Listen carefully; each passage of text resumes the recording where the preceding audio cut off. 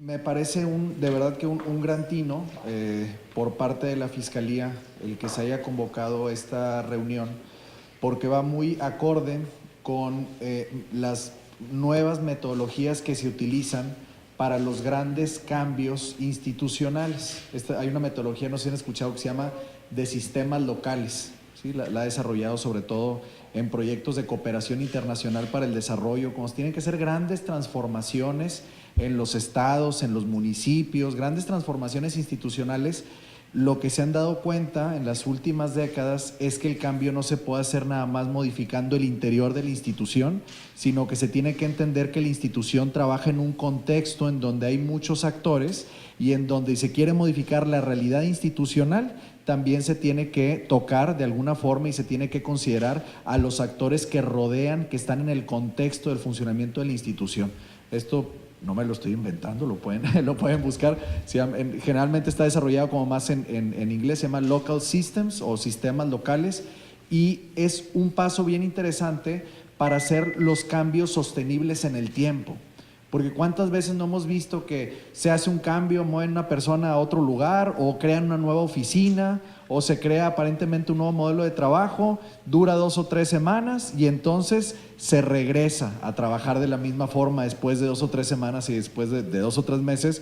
Y es que también hay que considerar, como dice, parafraseando a Faulkner, cuando dice: el pasado nunca muere porque el pasado nunca pasa, sino que el pasado es más bien como una dimensión del presente. Entonces, esto lo que nos dice es que a veces las cosas que queremos cambiar del pasado, a veces el pasado es muy testarudo y se quiere imponer al presente y quiere regresar. Es una inercia, es una fuerza. Y si nosotros no queremos que las cosas se mantengan como estaban en el pasado, sino queremos verdaderos cambios, necesitamos garantizar que los cambios se sostengan en el tiempo. Y para eso la contribución de todos los actores del sistema, más allá de la Fiscalía y del Poder Judicial, todos los actores, los representantes de organizaciones de la sociedad civil, de las cámaras, es decir, todos los actores que tienen algo que decir respecto al funcionamiento de la institución son muy valiosos.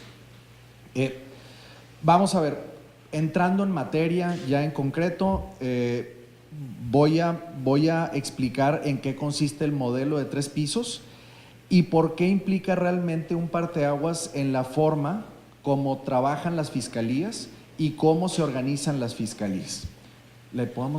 Eso es. Este modelo de trabajo no es algo que se hizo de la noche a la mañana y no es algo que se hizo en la comodidad de un escritorio, ¿sí? Este es un modelo que se creó a partir de entender cuáles eran los principales problemas que aquejaban a las fiscalías en el país. Es un modelo que ahorita existe, está por escrito, consta de procesos, de organización, de indicadores, pero que se ha venido construyendo en el tiempo. Y entonces si las fiscalías del país o las procuradurías del país pudieran hablar, ¿sí? Si fueran personas, si pudieran hablar y le preguntáramos, como si fuéramos nosotros médicos: ¿qué te duele, Fiscalía de México, Fiscalía, qué te duele? Nos dirían: mira, me duele mi alta carga de trabajo, estoy saturado de cargas de trabajo, me duele que por las cargas de trabajo el rezago que tengo nunca disminuye, sino por el contrario, con el paso del tiempo voy teniendo más y más y más rezago, y me duele que no soy eficaz en las investigaciones más relevantes y no soy eficiente en la forma como invierto mis recursos. Todo esto está sostenido con números, pero al final del día, en términos como narrativos, la historia que nos cuentan las fiscalías del país son estos 3 grandes problemas. Entonces, lo que nosotros nos empezamos a cuestionar es, bueno, ¿y de esto exactamente qué puedo resolver?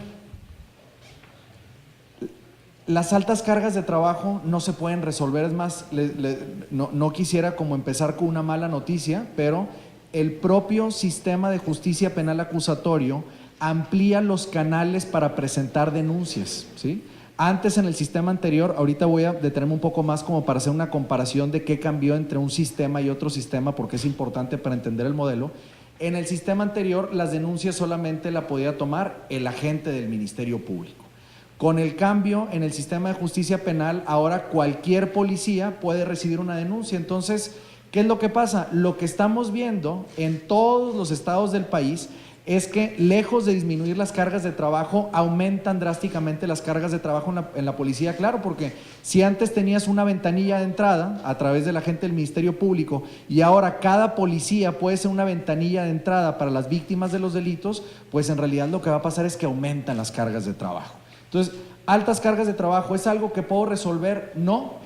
Es más, y yo sé que va a sonar paradójico, pero por el contrario, entre más carga de trabajo tenemos, quiere decir que la cifra negra de delitos no denunciados se está reduciendo y es algo que se quiere. Es decir, no necesariamente cuando dicen que sube la incidencia delictiva es algo necesariamente malo, porque tal vez quiere decir que se está denunciando más porque hay más confianza en las instituciones. Pero sobre ese tema podríamos platicar mucho, no me quiero meter en ese tema, pero es algo que tenemos que asumir como tal. ¿En qué teníamos que trabajar? En cómo disminuir el rezago en las investigaciones, pero que disminuyendo ese rezago yo pueda ser más eficaz en los asuntos relevantes y pueda ser más eficiente en la forma como trabajo. En pocas palabras, ¿cómo puedo hacer más con menos? ¿Le damos para adelante, por favor? Este es el modelo conceptual del modelo de 3 pisos, ¿sí? Es como lo que está detrás del modelo de 3 pisos. Primero, déjenme en 2 minutos hacer una comparación entre la forma como se concebía a sí mismo el sistema de justicia penal antes de la reforma al sistema acusatorio y ahora cómo se le concibe con el sistema acusatorio. Prometo ser lo menos aburrido posible en esta parte. En el sistema tradicional se partía de la idea de que la única solución aceptable para un asunto en donde se investigaba un delito era una sentencia. Así, o sea, era delito,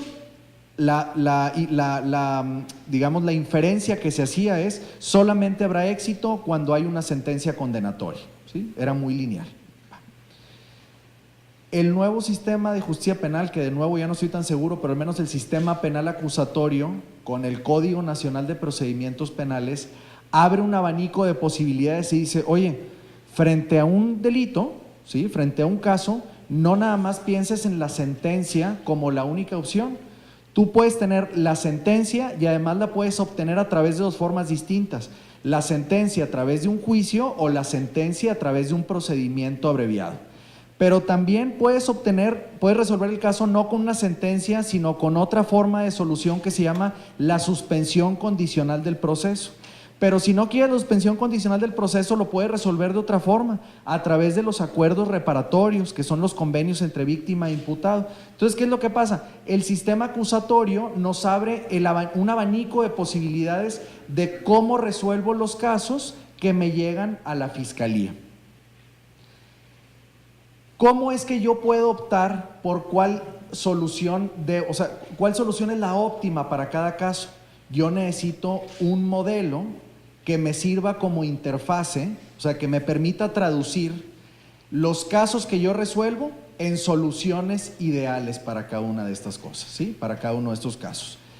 Y yo tengo que partir también de la idea de que no todos los casos pueden ser igual de prioritarios para la fiscalía, ¿sí? Es decir, la necesidad está, el tema está en priorizar. La semana pasada, la profesora María Novoa, que es una venezolana que ha trabajado mucho en México en temas de reforma penal, publicó en la revista Proceso un artículo que se llama priorizar es la clave del juego o la regla del juego, algo así venía como el título, lo pueden buscar en Proceso, y hacía referencia a esto. Decía, la clave del éxito para las fiscalías en el sistema penal acusatorio parte de la idea de que tiene que entender que todos los asuntos que reciba tienen que ser atendidos, pero no necesariamente deben de ser atendidos de la misma forma y no todos deben de tener la misma respuesta. Y para eso se requiere necesariamente priorizar en función de ¿qué? Pues se requiere priorizar en función de la gravedad del caso. ¿Por qué? Porque tenemos que reconocer que no todos los casos tienen la misma gravedad. No es lo mismo un robo con violencia, con arma de fuego en un comercio, que un carterazo.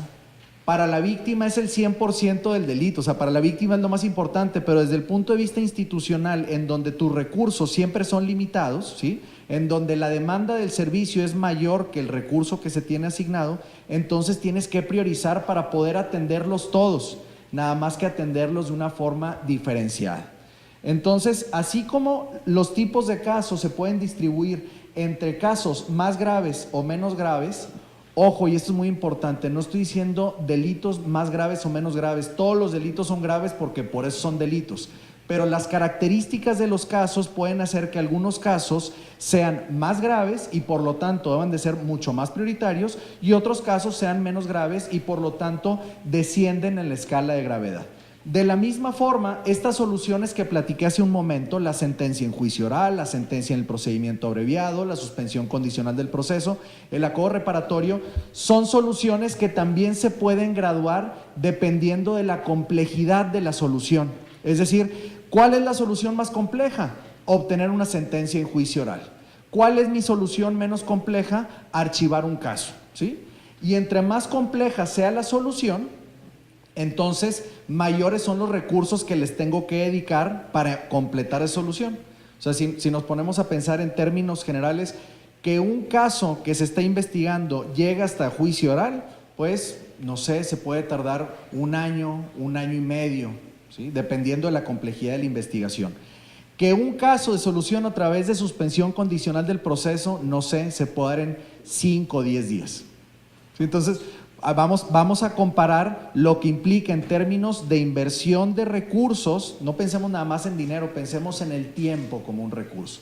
O sea, el tiempo que le invierto a los casos y cómo yo debo de hacer de forma estratégica esta distribución. Priorizar es algo que hacemos todos todo el tiempo con nuestra vida diaria. Nosotros todo el tiempo priorizamos el tiempo, ¿sí?